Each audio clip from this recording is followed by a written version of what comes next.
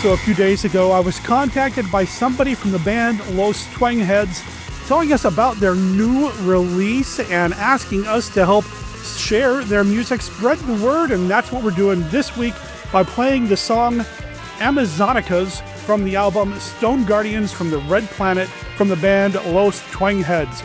You can find it on Spotify. Look up Los Twangheads on Spotify. Check out Stone Guardians from the Red Planet. You can also follow them over on Facebook. Check them out. Let them know that you heard about them here on the podcast devoted to the classic and sometimes not so classic genre cinema of yesteryear. This is Bride of Monster Kid Radio. I'm your writer, host, and producer, Derek M. Cook. Welcome to the show. Happy to have you here for week 3 of Lucha de Mayo 2026. We try to do this every year, or at least most years, here on the show during the month of May, where we kind of change gears a little bit. Instead of talking about straight-up monster movies, we talk about luchador monster movies. Luchador monster movies, luchador films come from Mexico, and, well, Mexico made more than luchador movies, and we've been talking about some of their monster films here on the show during Lucha de Mayo. I'm really excited because this week we are diving into a Mexican monster movie that I thought I had in my collection. Turns out I don't, so I was really happy to revisit, or maybe visit for the first time. Can't remember how it worked out. But we're talking about the movie The Brainiac from 1962. It's got a lot of luchador movie connections. It's not a luchador movie, but it's one heck of a monster movie. And I'm talking about it with one heck of a guy named Matt Rashleigh. Matt's coming back to the show. We're going to talk about The Brainiac here in a little bit. I'm really excited about this. This was a fun conversation and an incredibly fun movie. I don't care what some of the reviews say.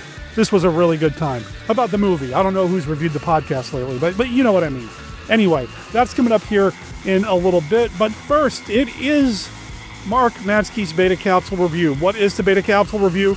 Well, it's an opportunity for you to get caught up on all things Ultraman. Yeah, Ultraman and luchadors. I don't see how they go together, but I would love for them to do so. That's not happening this week. Instead, in the Beta Capsule Review, Mark is going to be talking about another episode of Ultraman Taro. Go back through the archives of Monster Kid Radio and Bride of Monster Kid Radio, and you can follow along the Ultraman journey, courtesy of Mark. Huge thanks to Mark for doing this, and I know this was a special one for him this week because they just made an announcement about a guest coming up at this year's G-Fest. The man who played Ultra 7. I mean, come on. I'm going to mispronounce the name. I apologize. Koji Maritsugu, who played Dan Marabushi or Ultra 7, is going to be at G-Fest. How cool is that? I know Mark is going to be going to G-Fest. At least I assume he is. He goes all the time and has a grand time and usually comes here on the show to tell us all about it. And Mark, I think we need to start talking about your return as an actual guest here on the show to talk about some kaiju stuff when we get to Kaiju Live. But that's in a couple of months. Right now, we're still in the middle of Lucha de Mayo. Let's go ahead and get on with the rest of the show. Get to the Brainiac, get to Mark, get to all the fun. At least I assume it's fun. Right after this.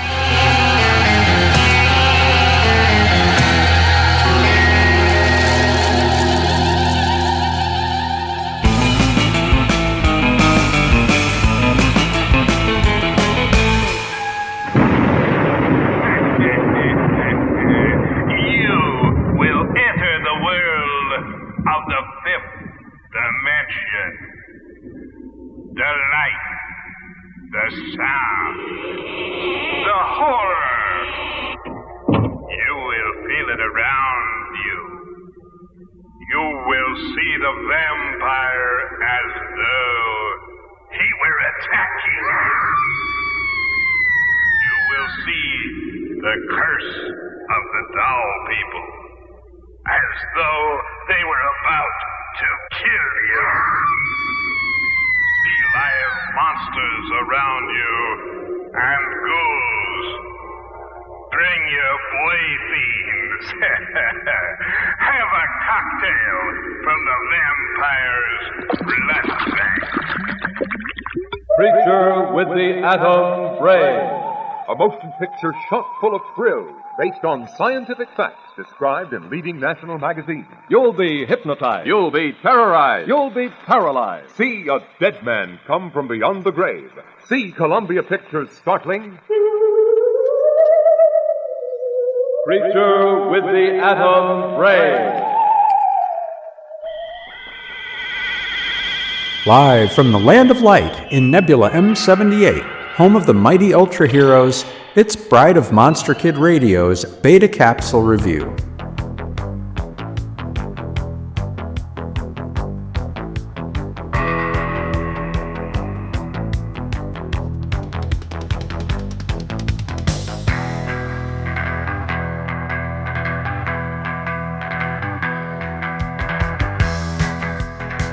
Ultraman Taro, Episode 34, The Last Day of the Six Ultra Brothers.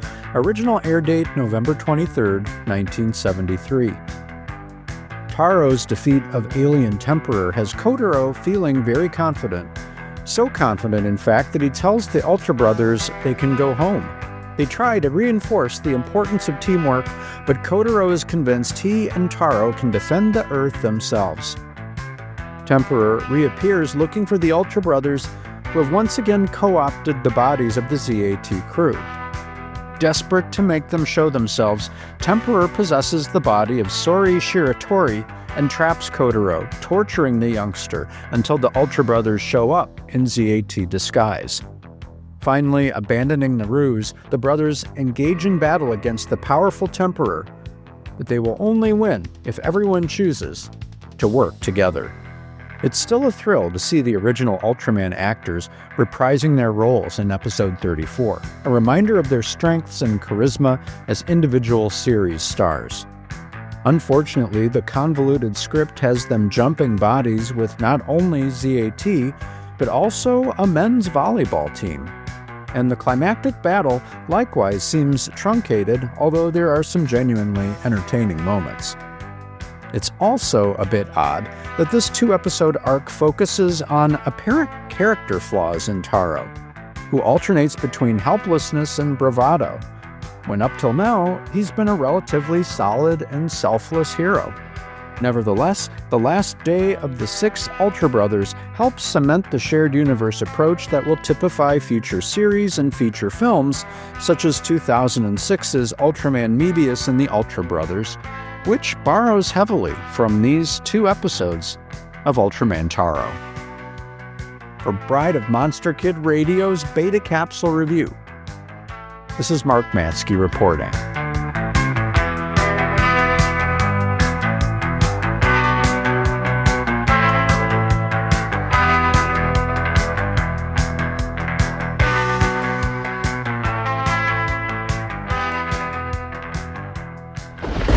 The Monster Bash convention is coming your way fast. It's the gathering of monster movie fans from all around the country with a film festival, guest movie and TV stars, and vendors of collectibles, plus writers and artists. The Monster Bash convention is June 12th through the 14th, 2026 at the Pittsburgh Marriott North. You can meet and chat with actor Gary Conway, the teenage Frankenstein, in movies from the 1950s. He also appeared in Land of the Giants, Burke's Law, and so much more. It's Butch Patrick from the original Munsters TV show. Get an autograph from this television icon. Daniel Roebuck will be there, happy to meet you. He was Grandpa in the most recent Munsters movie and is one of the greatest memorabilia collectors in the world.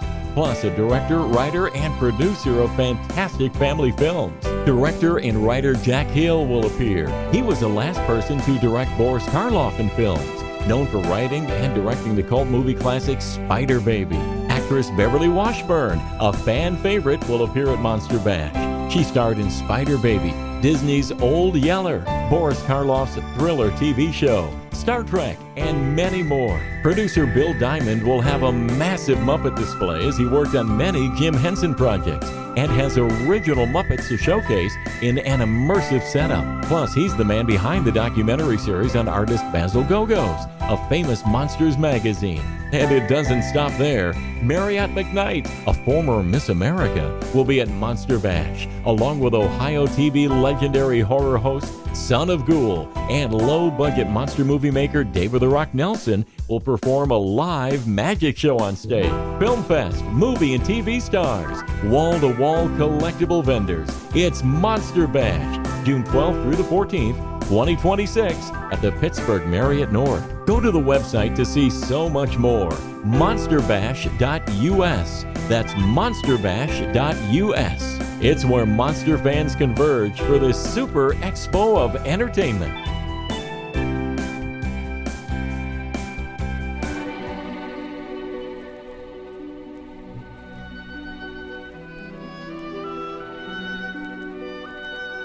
This is Count Dracula, and I'm here to offer you a friendly warning.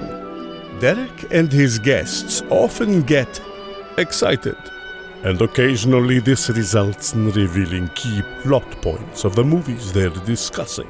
You know how the children of the night, monster kids, can get sometimes. So consider yourself warned.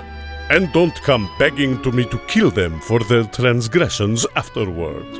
I have more pressing issues to take care of, like that pesky Van Helsing. All right, listeners, we are in week 3 of Lucha de Mayo 2026, and we are visiting a movie that I should have probably visited here on the podcast many, many moons ago. Well, since we are opening it up to some non-luchador Mexican horror action this year during Lucha de Mayo, Matt thought it would be a great idea to talk about the Brainiac from 1962. Matt, explain yourself. If anyone has ever seen the poster or the creature from El Barón del Terror, Wow. they know they need to go and see this movie. I didn't know you could roll your R's. This has never come up in our long relationship, our friendship. It's never come up. That's awesome. Good for you. You can handle all the Spanish names, all right? The Mexican names. No, I'm sorry. I wish I could. Oh, man, was this a first-time watch for you? First time watch. It was Same. one of those. Really? Wow. It was one of those images that has, cropped up and floated in front of me on screens and other places I've seen it. And I've always thought that looks crazy, but I never had the courage or the curiosity to dive full in. But as I saw a box set that came out for this movie and a few others, and I was like, wow, someone spent some time and money on this. I didn't pick up the box set, but I was like, obviously this movie has a lot to tell us. And I did a little bit of research before watching it and realizing that the Brainiac is probably one of the most infamous or iconic horror films from Mexico. And after you introducing me to Lucha Cinema and seeing all the surreal adventures and the monsters that they fought, I just felt like this is the time. This is the time to take on the Brainiac. I thought I would get around to watching this eventually. It'd been talked about on so many podcasts. I remember back in the day, the late Vince Rotolo and company over on the B Movie Cast talked about it. I know it's been brought up before, and it's one that I thought I actually had in my DVD collection. I was mistaken. I went into my storage. I looked through every one of my DVD folders. I checked my spreadsheet to see if it was in my collection, and it's not. And I don't know why. I really thought it was. And I don't know if maybe I just misplaced a DVD folder or something, but it's not here. So I had to go online to try to find a copy of it. And I could only find the K. Gordon Murray dub version of it, hosted by, well, a couple of different horror hosts have done it, but I watched the Bobby Monster horror host version of it on YouTube. Did you watch the English, or is there a subtitled or dubbed version of it out? Or I guess not dubbed, but is there a subtitled version of it out there? Do you know? Well, you and I have talked about this with Lucha Libre movies, is that to me, there's something special and extra of hearing it in its original language, hearing it with the delivery in Spanish, with the actors. So it was a movie so nice I watched it twice. Wow. I can't remember the channel. I found it on YouTube in Spanish, and I used the auto-generated English subtitles. Oh, okay. But it was HD. The subtitles were kind of wonky, but it was enough to give me a sense of what they were saying. And I loved it that way. But because it was an auto-generated English subtitles, I decided to watch the English dub as well. Okay. A couple days later, to be able to have the K. Gordon Murray experience combined with having seen it in Spanish. So I really took on the Brainiac. The K. Gordon murder. The K. Gordon Murray Experience should be the name of a band. Yeah. Oh, yeah. I'd go watch that. I want to do like a line of T-shirts, if nothing else, for the K. Gordon Murray Experience band. You know, like a fake concert or something, fake tour. Oh, I should totally do that. Listeners, would you buy a K. Gordon Murray Experience concert T-shirt? Let me know at monsterkidradio@gmail.com. Well, how did the two compare? Because all I have is the English dub now.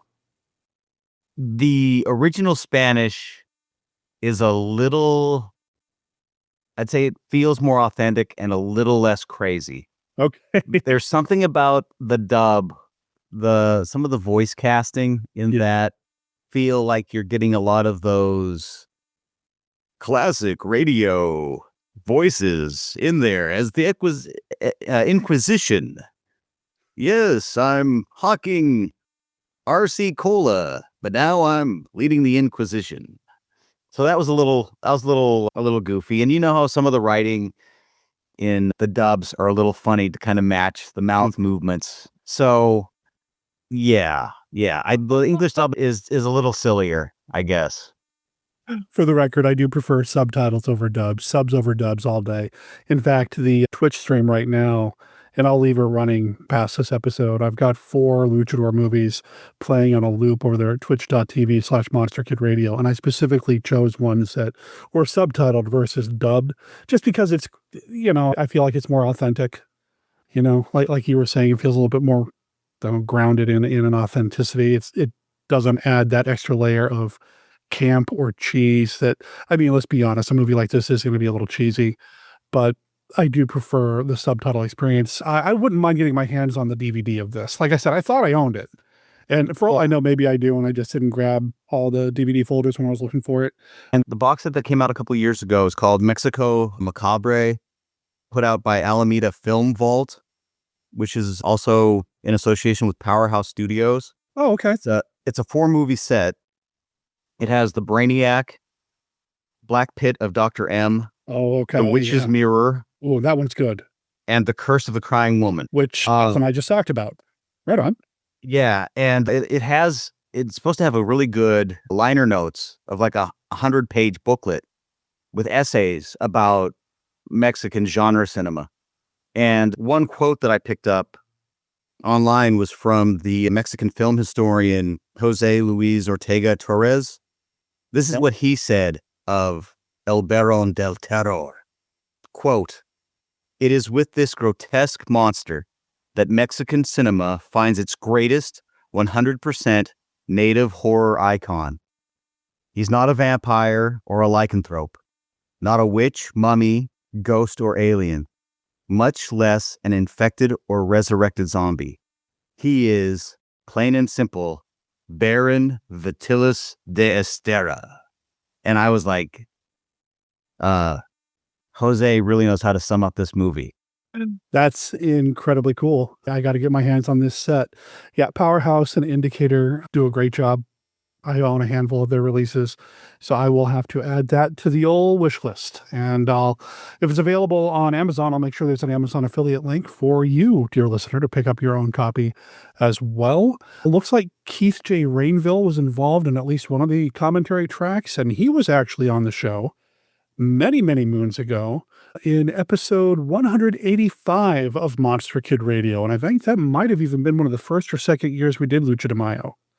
Keith J. Rainville is somebody who's very knowledgeable when it comes to this kind of stuff. He is a lucha aficionado. He published the zine From Parts Unknown. So That's super cool. He knows what he's talking about. I'll have to check that out. And as far as the description, the sum up that you just gave, yeah, that sounds about right. It's a little bit better than some of the reviews that I read. Yeah. Even though some of the reviews are fun. Let's see. If I go to the EOFF TV review, let's see. The movie isn't quite as much fun as its rather overblown reputation might have us believe, but it's undeniably the oddest film you'll see in many a moon. And you're right. It is. It's all utter nonsense, he continues, but it's hard not to love it. Yeah, for sure. The thing that really struck me watching it is that it is such a strange mashup. I can't think of another movie that is a gothic horror, but also jammed into like a 1950s sci-fi horror. There's some real cognitive dissonance happening when you watch this movie expecting one thing and then it turns into something completely different. Because it starts like a Black Sunday kind of setup, right? I totally thought of Black Sunday by Mario Bava, the beginning of it. Totally. Yeah. And the acting, it's a little over the top, but I'm still loving it. Every time they cut back to the Baron while he's getting the charges read against him, he just breaks into this smirk like, yeah, I did that. You know what else I did? And I love that. It's Abel Salazar just selling it. And I thought he was great. He's also the producer of this movie. He had a production company, Cinematographica ABSA.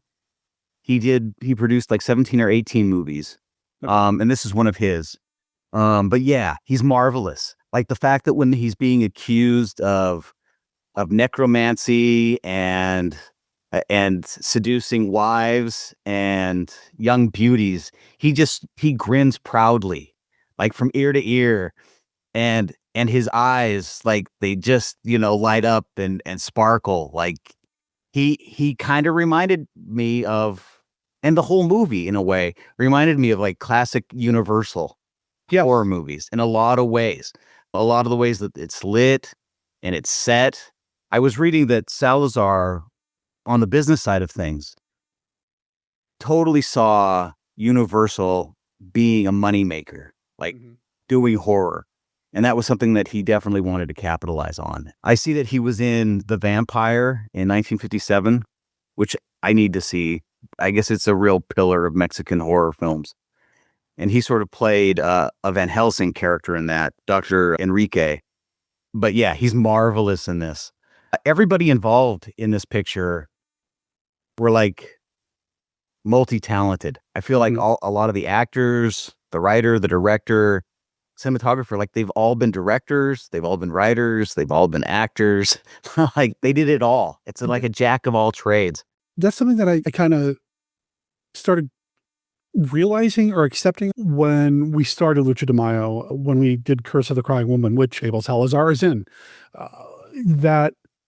And I guess I kind of knew this on some level, but it didn't really sink in that the guy who directed Curse of the Crying Woman was also an actor in all these other things. Abel Salazar was an actor in this, an actor in that, but he was a producer and director of all these other things. And it makes me feel like maybe this is just not because I don't have as much experience with Mexican cinema as I probably should. It almost feels like a very company approach where everybody's part of the company and everybody pitches in to make this movie and that movie and whatever. And hey, I'm directing this time. Why don't you act? Okay, I'll produce this time. And you know how to use a camera, right? It feels a little bit more, is collaborative the word I'm looking for or fishing for here? I don't know. But it feels very different than the very structured studio system that was happening in the US to me. And I like that. I agree. I also see that a lot of these guys went from the Mexican Golden Age all the way up into the 80s. Like they had like careers that went 4 or 5 decades. Yeah. Which is just amazing. And I haven't researched this. I haven't found this out, but it feels like through the ups and downs of the Mexican film industry, it seems like there were a group of people that just stuck together and continued to make movies. Yeah. Because like all of these guys, made period dramas and ones that won awards. And then on the flip side, they made all this insanely wonderful, surrealist lucha cinema and horror and ultra low budget movies.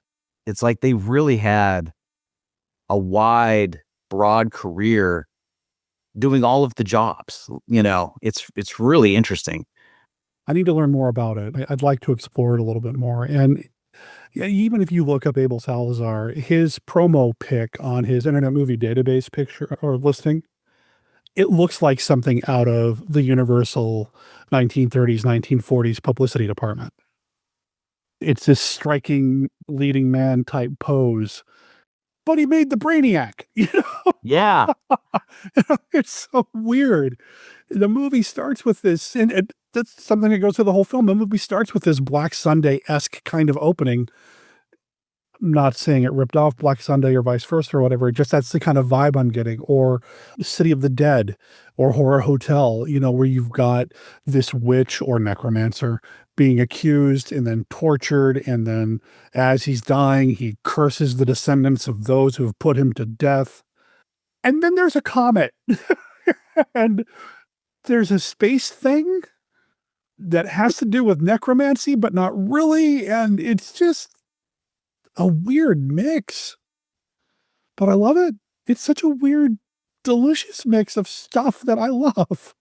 And the way that they convey his power, first with removing his chains magically and putting them on his guards, which was obviously for laughs then, and it's still funny now. And then when he is burning on the pyre, he can see through the hoods of the Inquisitors, and he knows who everybody is, even as he burns and curses them, saying that he will kill their descendants in the future. And then the comet happens. Yeah, all the way up to this point, we're looking at classic Gothic horror, with dark powers at work. And then the mysterious comet, and 300 years go by. And all of a sudden, we're sort of in 1950s sci-fi-ville, because we have two astronomers who were out having a night on the town dancing and then go to the telescope and talk to their scientist friend. And all of a sudden they see a comet. And does it land or does part of it land? I was kind of confused. I was too. I don't know. I might have to go back and rewatch it or try to get, it was a little confusing to me. I would say that's some of the magic of this movie is that there's so much that isn't explained, and they make no attempt to try to give you that exposition of filling in the hows and the whys. Although I will say it makes me want a prequel and it makes me want a sequel to know more about what was the comet, how did it imbue him with this transformation to probably some of the most unique horror monster makeup creature effects the world has ever known. Because when the Baron becomes the Brainiac, oh my God. Once you see it, you can't unsee it, folks. No, you can't. And we talk a lot about how you see something in a movie poster, especially from this era, and it's not in the movie. The poster is designed to put butts in seats, right? This movie poster delivers. That is the monster. You get to see it.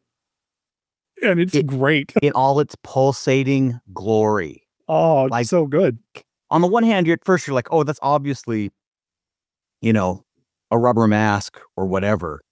But the fact that it inflates and pulsates and moves is just insanely bizarre. I loved it. It's so weird. It makes me think of, and I've never talked to him about this, but it makes me think of some of the monsters that appear in the films of Christopher R. Mim, where it's clearly a rubber mask, but it's still got some mobility, and it breathes, it moves, it does some cool stuff in it. And it just is awesome. They get to it with a lap dissolve, which is straight out of 1940s Wolfman movies. But he's walking around with this head on him. Yeah, I don't know if the victims needed to be mesmerized beforehand or not through some supernatural comet-imbued power, whatever the power is, because he makes his victims kind of stand still in fright right before he's about to suck their brains out. I don't know if he needed to do that. If I saw that thing coming at me, I think I would just kind of stop and stare like, what? You know what I mean? I don't need the extra incentive to be frozen in fear because it's already weird enough to make me just stop and pause. But I also like that he makes him stop and freezes him with fear, basically. And the way they do that is so simple by shining a light on his face. So sort of like Bela Lugosi and Dracula. Yeah, I mean, it's not a pin light on the eyeballs. This is a full-on, face. Flashing. Yeah. Yeah. Although I was going to say, just to that point of them being frozen in fear, to me, that's the most horrifying moment in this picture. Because they can't Every move. time he's going to kill the descendants of the Inquisitors, it's a lovely young woman and their father or protector or boyfriend being frozen in fear, unable to move, totally alert, seeing him prey upon their loved ones, being helpless. Like, to me, that's real horror. That's scary. And that just, I feel like that elevates the material beyond the rubber mask, beyond the over-the-top performance by Salazar. In fact, what I found also really amusing is we were talking about how there's a lot of longtime Mexican filmmakers in this picture and involved in making it. One of them was Rene Cardona Sr. Right. He is one of the Inquisitors and also one of his descendants who gets frozen in horror.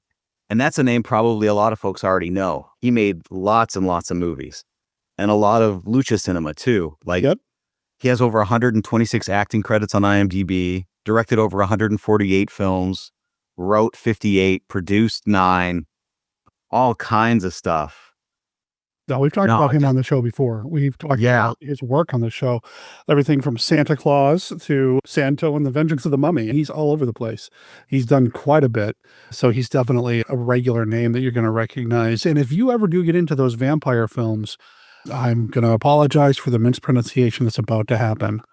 German Robles, I believe, is involved in a lot of the Mexican vampire films. And he's in this film too. Yeah. That's right. He was in The Vampire, the 1957 one we mentioned earlier with Salazar. And I guess he's played a vampire in a lot of Mexican films, for sure. Back to the makeup of our Brainiac. I found that the special effects were done by Juan Munoz Ravello, who has over 200 credits of doing special effects. Okay. And I don't know how much of his work was involved with the development of the look of the Brainiac, and how much of it was the makeup artist Rosa Guerrero. I'd like to think that she was involved. Some of her credits include Dr. Satan and the Demonoid. Oh, okay. Ravello was involved in Doctor of Doom, which you guys just talked about on the show, and I just watched. It was great. Did Santo in the Wax Museum. Okay. And The Invasion of the Vampires, back to Mexican vampirism, which I think we're going to have to do that episode someday. Yeah, I think so too. And I know Dominique's a fan of some of those films too, so maybe we can plan a round table or something about them. That might be a lot of fun to do. I don't know anything about, and we've talked about, I know very little when it compared to other monster movie filmmakers about the Mexican side of things. So Rosa Guerrero, if Rosa was involved in designing the Brainiac head, good on her. It's great. And awesome that she's getting credit here, which didn't always happen on the Hollywood side of things. Not to cast too many aspersions on the Westmores, who took credit for a lot of things they didn't do in Hollywood. Creature from the Black Lagoon. But yeah, good for her if she was the one that was involved with that. I don't know, though. And if any listeners know, I would love to know more because it's a great design. It harkens back to Alien Invader type stuff, right? Bug-eyed monster type stuff. But it also incorporates 1940s monster movie stuff as well. And it's just a really cool, unique image and visage. And you said that reviewer or that film historian talked about this being a homegrown, this is Mexican's own monster. It is unique. It is not just a riff on a Wolfman. It's not just a riff on a zombie. It is something totally unique. I would like to see more Brainiac movies, man. Absolutely. Yeah. Maybe a world of Brainiacs. Where'd the comet come from? And did it affect anybody else? And Right. if it comes around every 300 years or so, maybe, I don't know. I don't know. I want more Brainiac in my life. And the fact that I don't know what the budget on this movie was, it looks like it was made on a shoestring, but not in a bad way. But one thing that really surprised me was in the lighting and the style of it, which was excellent. But there were a lot of parts where they obviously couldn't afford to go on location or be in some locales. And they had a lot of rear projected slides to put them in places, like the observatory, like outside the nightclub, also driving down the road. And it really works. It's still really effective, I think, because it's in black and white and the way that it's stylized and its lighting and cinematography. But it just seems like a lot of thought went into trying to make the best movie they could with the money they had. I'm going to give a lot of credit to the director for that, for being able to see that vision and execute it the way that he did. Chano, oh boy, here we go. Yoreta? I think it's Yoreta, but I'm not sure. I'll take it. I'll take it. And I know Audience, you're dealing with two local gringos doing our best to learn about Mexican cinema. And that's one thing about all this. I think it's a great adventure where both of us are willing to admit things we don't know. Yep. And we're learning as we discover these films and share them with folks. And I know we even got some comments about the Curse of the Crying Woman episode about some of the Mexican pronunciations. I apologize. Please feel free to call in and give me some corrections and let me know what I'm getting wrong, because I desperately want to get it right. The director has been talked about here on the show in the past. He worked with Blue Demon in some of the Blue Demon Luchador films. I know that we've talked about him when we covered Blue Demon and the Infernal Brains. And I believe that was a Kenny episode a couple of years back. And I can almost guarantee that Kenny could pronounce the director's name correctly, because he knows it better than I do. But he directed some Blue Demon films, as well as a number of other movies as well. I mean, he's got a credit list of over 100 movies as a director. And he was an actor. He appeared in 24 films. And I guess he had, in his later years, had quite a career as playing the crazy, old, eccentric in a lot of films. I haven't seen any of those. But another thing that's interesting about Mr. Lloreta is a lot of reviews discount his direction of this film compared to some of his others. Really? Like La Bruja and The Witch's Mirror get a lot of attention and credit for his approach to directing, but some people feel like he kind of mailed it in with this, and I don't think that's right. I don't think that's true. Obviously, there were limitations on the Brainiac, but I think everybody did marvelous work, all things considered. It made such a unique film. I will say The Witch's Mirror is a really good film. I know I've seen that one. I probably own it. It's really good. And maybe in the future, we'll talk about that here on the show as well, but it's a good flick. And to the point of a lot of experience and crossover to other films is the cinematographer, Jose Ortiz Ramos, who somehow has 259 movie credits of cinematography. Wow. Yeah. He worked from 1942 all the way up to 1992, dying at the age of 98. I think he did a lot with this film, but Monster Kids, who join us on Lucha Cinema, he shot Champions of Justice. He shot Santo in the Wax Museum. He shot Santo versus the Vampire Women, Santo versus the Zombies, and The Curse of the Crying Woman. He obviously, like the people he was working with, did all kinds of movies. And some of them are ones we love very much. The Curse of the Crying Woman, I know Beth and I commented a lot on the cinematography and the production design and just how wonderfully gothic it was for the kind of movie it was. And it really, I mean, I still remember some of the shots, and I think that says something. I watch a lot of movies, obviously, not just for the podcast, but I'm just a film geek, right? And you and I have watched thousands, if not millions of movies in our life, right? Lots. But I don't know if I can honestly say I can remember specific shots from all of them. I will remember specific shots from Curse of the Crying Woman. It's just so well done. And with this one, I don't know if we have the opportunity to dip into the full-on gothic the way we did with that film, but it's still very well constructed and very effective and told the story it needed to tell. So props to the cinematographer and again the director on this. Yeah, absolutely. Another thing that I didn't see any mention in the reviews I saw, but really stood out to me, and I'm curious to see what you think, was the music. You know, I'm trying to think of it. Did it stand out for me? Who did the music? Do we know? Gustavo Cesar Carrion. See, He actually, you sound so much better than I do when it comes to the Mexican pronunciations. boy, I don't know if that says something about you or me or both of us. He also was a pillar of Mexican cinema. Okay. He was credited as composer on over 300 films. He won 2 Silver Ariels, which were like the Mexican Academy Awards. One for Surge in 1952 and Adam and Eve in 1956. But hold on, his career went further. He did the music for Santo and Blue Demon versus Dr. Frankenstein. Nice. The Champions of Justice, which I love that music, and I think you do too. Oh, yeah. He also did the score for Blue Demon versus the Diabolical Ones in 1968. Okay. So for me, I love the music in this. I feel like it starts out very dramatic, fitting, pulled me in, and it also somehow makes the transition to 1961 and the Brainiac going about with its forked tongue drinking people's brains. I really like the music. I'm trying to hear it in my head now. I've only seen the movie the one time. I do remember that I really liked it gets real close to being over the top, but not quite at the beginning during the. Are you saying it can get over the top for something like the Brainiac? Is there such a thing? I think it gets close to being over the top for the Inquisition stuff at the beginning, but it's still really good.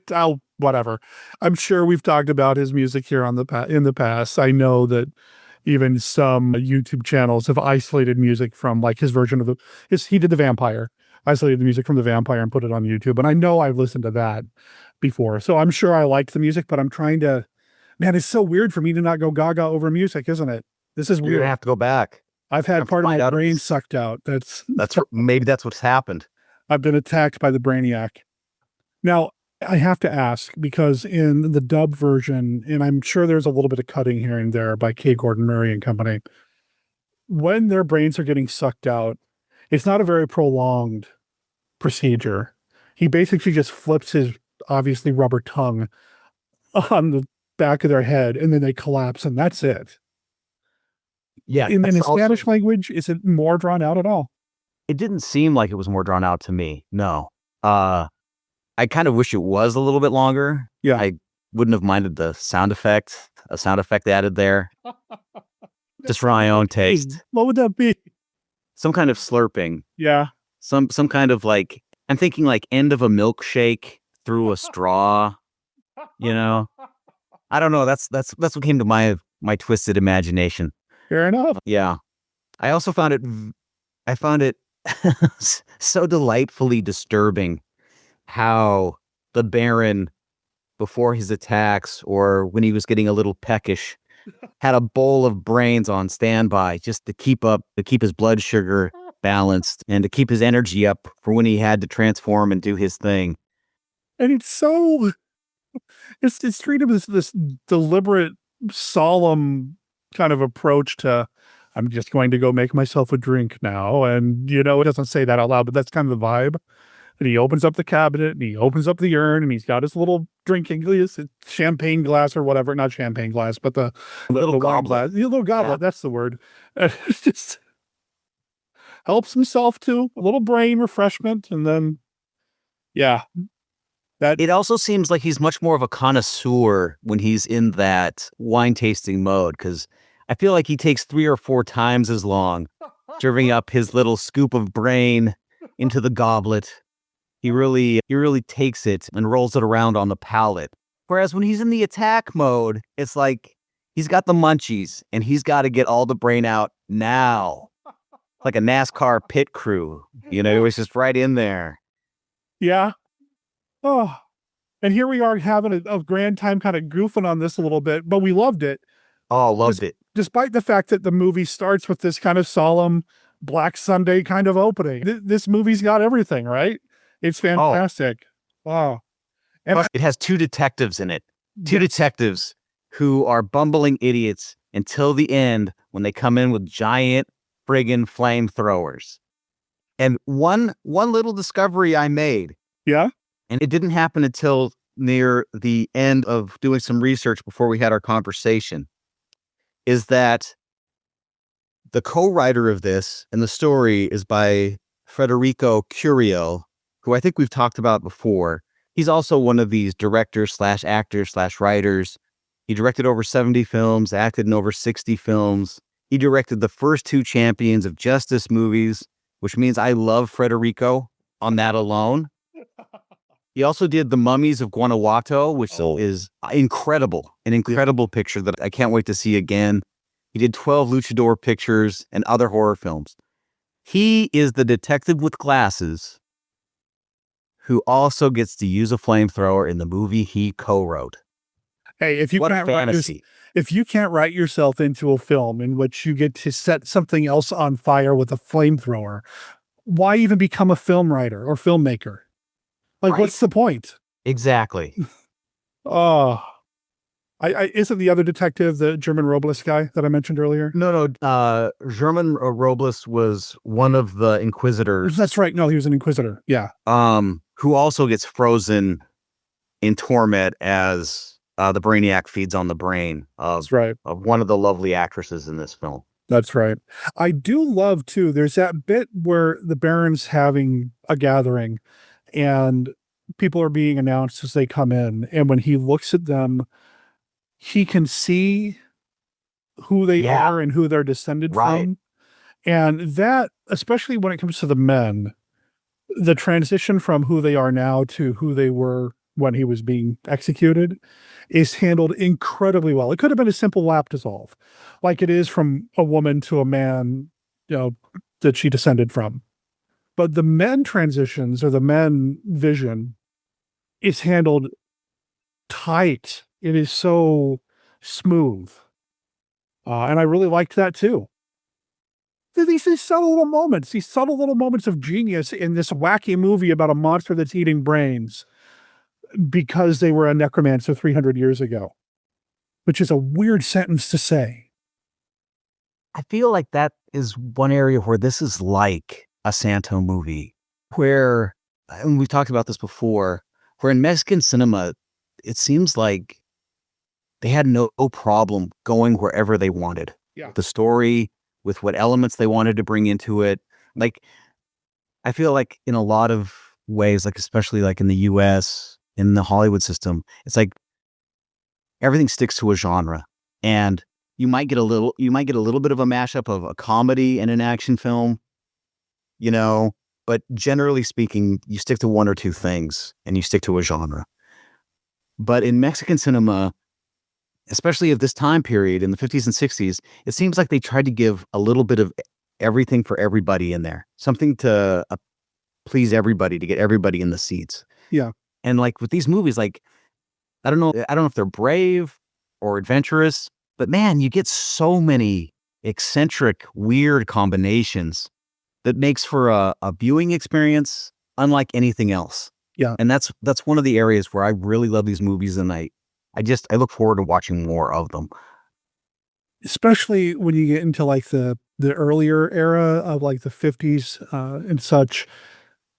Not only do you get everything thrown at the wall, but then you start getting little random musical numbers thrown into the mix too. It's crazy. And I love it. Yeah. It's such it's a movie and these are the things that we have to have in our movie.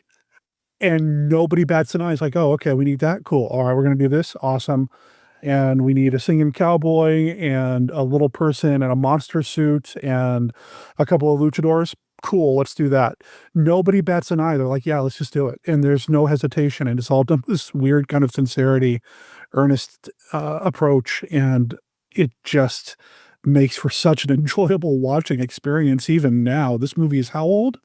Like it came out in the 60s? It came out in 1962. Yeah, how old is this movie now? And we're talking about it and laughing and having a grand time. I don't think all movies from this time period have that evoke that kind of reaction, right? This is just a ball. It Yeah. gives me everything that I want. Yeah, it surprises you in ways that you're not expecting. Yeah. Like, whatever shortcomings some people have with it, there's twists and turns and places where it defies your expectation. And for me, that's what I want in a movie, regardless of budget or whatever else.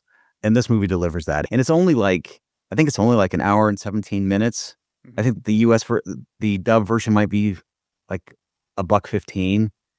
And it hums along. I really liked it. I know we talked a lot about the men involved with this movie. But one of the performances I really liked was Ariadna Welter as Victoria Contreras. She's really great as I guess she's one of the astronomers, kind of the partner to one of the astronomers.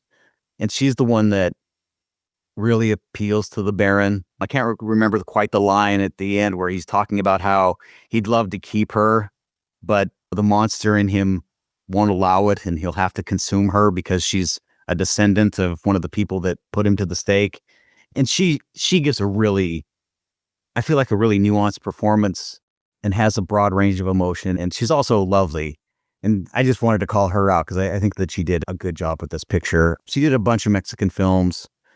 Let's see what some of them were. Oh, she was also in El Vampiro, Okay. And The Panther Women, The Vampire's Coffin. I might have to see a few more movies that she did. Beth and I talked a little, and I keep referring to a previous episode, but Beth and I talked a little bit about this during Curse of the Crying Woman. And historically as well, you kind of saw this, but there were some Latin countries and communities, South American communities as well, that were a little bit more progressive, might be too big of a word, because there certainly still were problems, but a little bit more progressive when it came to women's roles in society and entertainment and things like that, a little bit more than we were at that time.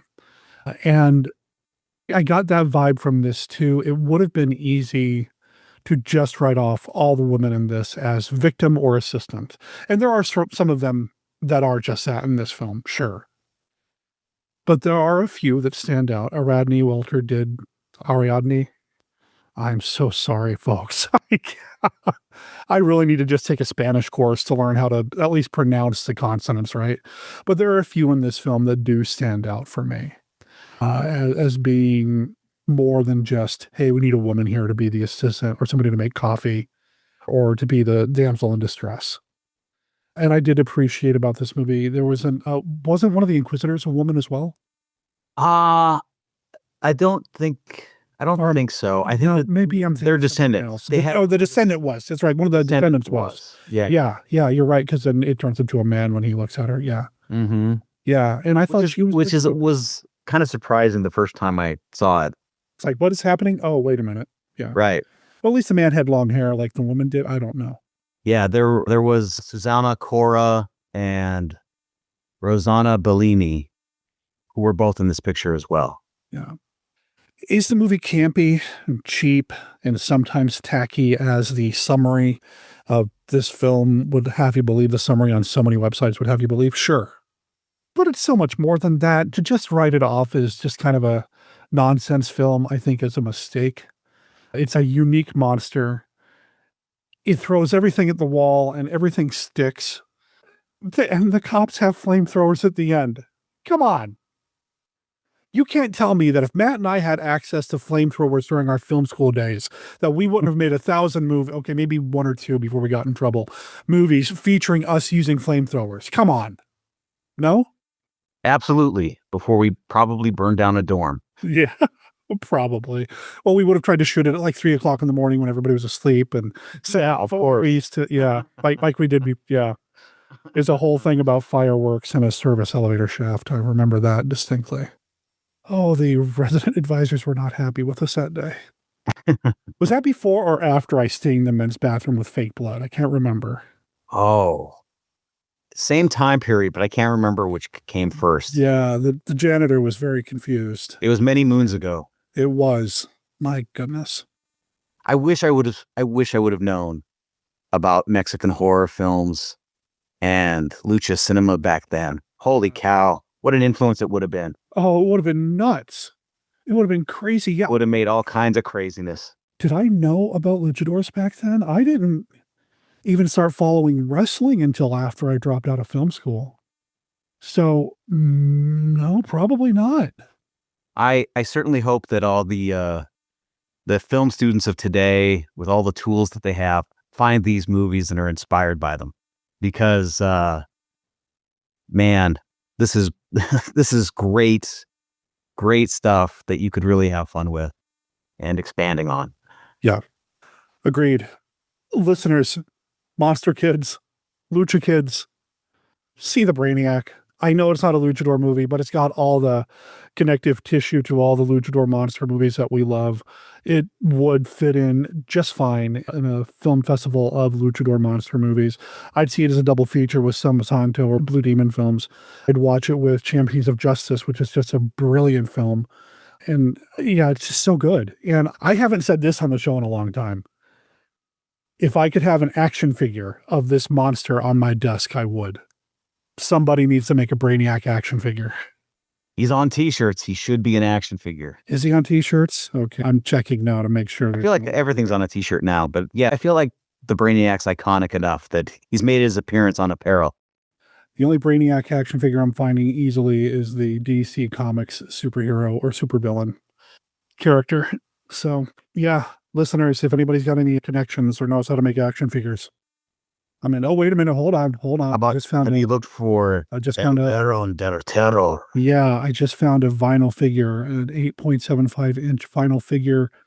Monsters in Motion has it for $79.99. Well, okay. Ooh. I need something a little bit cheaper than that to put on my desk. Yeah. But I'm glad he's out there. Yeah. But it's so cool. I think that's one reason that this movie also worked for me was the fact that, and we keep going back to it, but Abel Salazar, like the way that he just delivers with that twinkle in his eye and that grin. A lot of people say that the things that I'd read was that he was really just motivated by money, but making money. But I don't know. It looks like he's having a heck of a lot of fun being the Baron, if you ask me. I think so too. And that's evident from the very beginning when he's smirking as all these horrible charges are being brought against him. You know, that is just, that sets the tone for me. Yeah. It's just having a great time doing this. And it's like, yeah, I did all that. And if you sit still for the next hour, you're going to see me do some other crazy things too. I wish we could have had a sequel where, you know, the Champions of Justice have to take on the invading Brainiacs. Oh, man. Don't threaten me with a good time, sir. Right. Ah. Like that was one review I had read with this movie was that if only Santo was in it. And I'm like, it's great as it is, but I can see what you're saying. The vibe is right. Yeah. The comet is in the air. Some luchadors need to be there.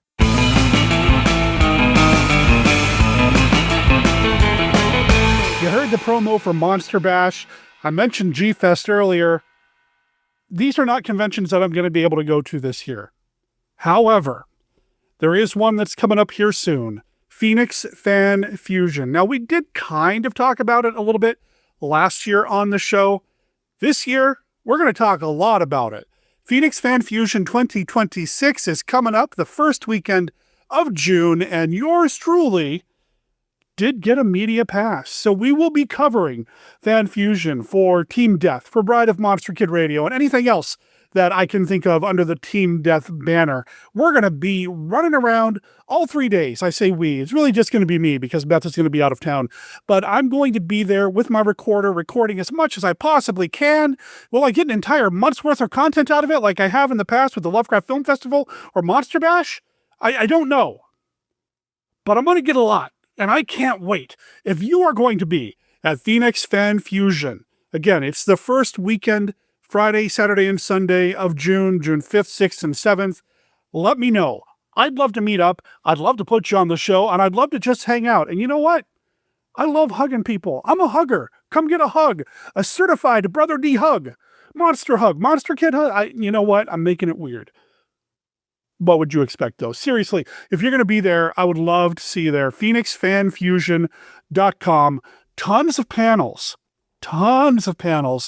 are going to be there. It looks like there is a very heavy Supernatural presence. The TV show Supernatural. We're talking, wow. A lot of the people that were in the show, including the leads, are going to be there doing signings, and I assume there's going to be a panel or two or Q&A or two. There is a horror section to the Phoenix Fan Fusion website.